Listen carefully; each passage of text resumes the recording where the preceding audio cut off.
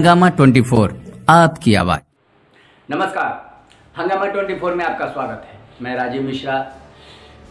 दोस्तों, आज मैं जैसा कि रोज़ बताता हूँ, कोरोना वायरस के बारे में पहले एक डिटेलिंग दे देता हूँ, पूरे विश्व का और अपने भारत का भी। उसी तरीके से आज हम संक्षेप में उसके बारे में भी बात करेंगे, लेकिन बात उन मुद्दों का भी करेंगे कि इस लॉकडाउन में, और जैसा कि आप जानते होंगे या नहीं जानते होंगे, तो आज हम बताएंगे आपको कि महाराष्ट्र के पालघर में 2 साधु और उनके ड्राइवर को पीट कर गांव वाले मार देते हैं और पुलिस मूक दर्शक बन के देखते रहती है। सबसे पहले चलते हैं, एक विश्व पटल पर नज़र डालते हैं, अपने देश पे नज़र डालते हैं।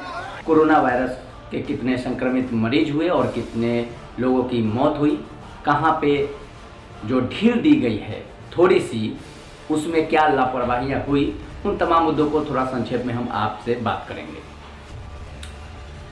सबसे पहले चलते हैं, पूरा विश्व कोरोना वायरस से त्राहिमाम है, ये आप जानते हैं। पूरे महीनों से, लगभग 1 महीने से सभी लोग, पूरा विश्व जूझ रहा है। 1 साल के लिए अमेरिका में स्कूल और कॉलेज को बंद कर दिया गया है। वहीं पे केवल अमेरिका में संक्रमित मरीजों की संख्या लगभग 8 लाख के बराबर हो गई है और 45,000 लोगों की मौत हो चुकी है। स्पेन में भी लगभग 25,000 लोगों की मौत हो चुकी है।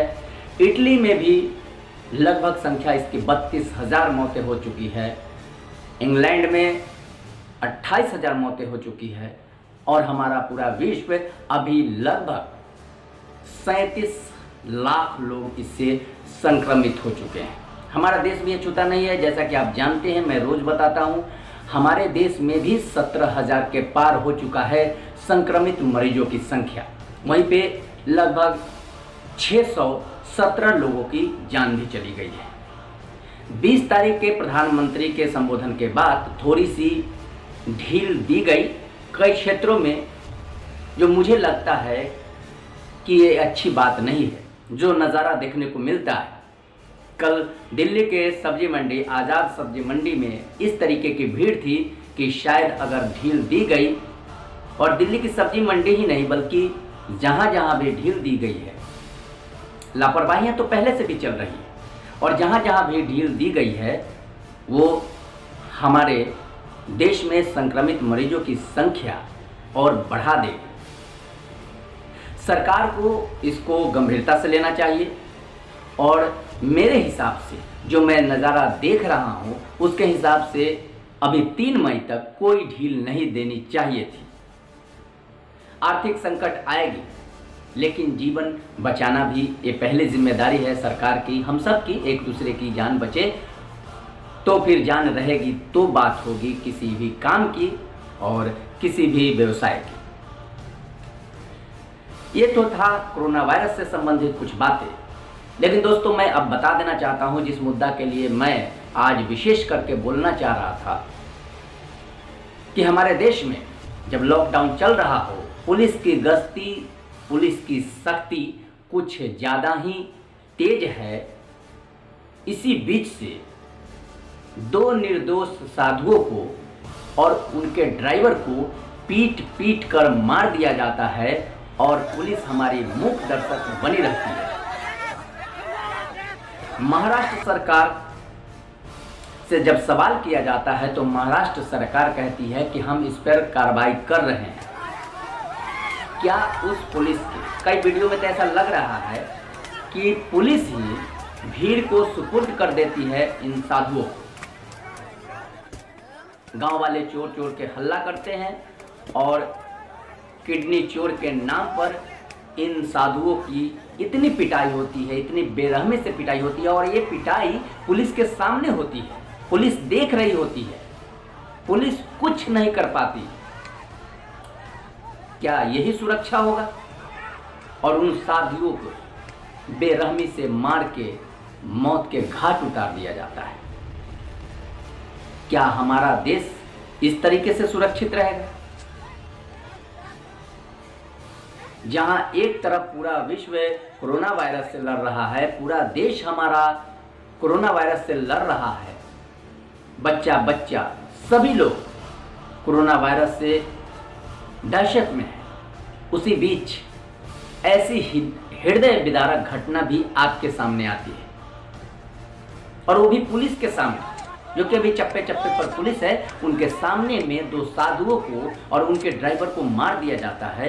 और सरकार बस यही काम करती है कि हम कार्रवाई कर रहे हैं, और दो पुलिस को सस्पेंड भी किया गया। क्या सस्पेंड करना ही मुनासिब है? मेरा ख्याल है कि इन पुलिस कर्मियों को नौकरी से हटा देना चाहिए। सस्पेंशन तो फिर टूटेगी, फिर से नौकरी पर होंगे, लेकिन जिनकी जान चली गई वो वापस कभी नहीं आ सकते। सरकार केवल क्षतिपूर्ति ये करती है कि बस हम कार्रवाई कर रहे हैं, और पुलिस प्रशासन के सामने लाठी और डंडे से और ईंटों से कूच के पीट के मार दिया जाता है। भला उन साधुओं का क्या दोष? और वो चिल्लाते रहते हैं, पुलिस देखती रहती है। ये कहीं से भी कोई उचित नहीं है। उन पुलिस कर्मियों को सस्पेंड ही नहीं करना चाहिए, बल्कि नौकरी से निकाल देना चाहिए। ये कहीं से उचित नहीं है, ये बिल्कुल अनुचित है। सरकार को और सख्ती से ध्यान देना चाहिए। महाराष्ट्र सरकार बस एक प्रेस कॉन्फ्रेंस करती है और बताती है कि हम कार्रवाई कर रहे हैं। ये कहीं से उचित नहीं है। तो दोस्तों, मैं आज कोरोना वायरस से संबंधित तो कुछ जो जानकारियां थी आपके सामने शेयर किया, और देश के कुछ हालात जब हम कोरोना वायरस से लड़ रहे होते हैं, उसी बीच से अगर हृदय विदारक कोई घटना आती है तो हृदय ढल जाता है, और फिर सुरक्षा चक्र पे सवाल उठने लगता है। तो दोस्तों, आज बस इतना ही। आप देखते रहिए हंगामा 24, और आप घर में रहिए, सुरक्षित रहिए, अपने बच्चों के साथ रहिए, अपने परिवार के साथ रहिए। हमारी लड़ाई जो कोरोना वायरस से है, कुछ दिनों की बात है, ये लड़ाई थमेगी, हम फिर जीतेंगे, और फिर हम अपने दैनिक जीवन में आएंगे। आज बस इतना ही। फिर हम नए खबर के साथ आपके सामने हाजिर होंगे। तब तक के लिए इजाजत दीजिए। नमस्कार।